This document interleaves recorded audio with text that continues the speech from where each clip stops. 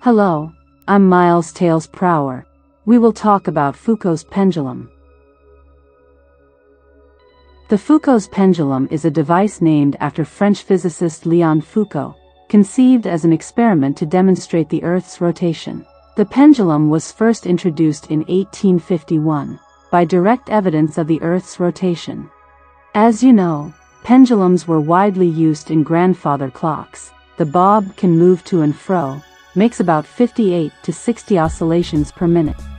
Note that the following formula for the time period of pendulum is 2 pi times square of root L over G. As soon as the length increases, the time period will increase. For example, if the length is 1 meter in our Earth, then we can solve the value of time period. We get approximately 2 seconds. If we change the length, say 9 meters, what will be its new time period?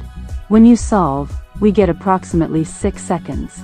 This is 3 times slower than the length of 1 meter according to the square root ratio.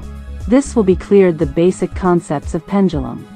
Now, as soon as the pendulum keeps moving, the angle shifts gradually on the x-axis according to the movement of Earth.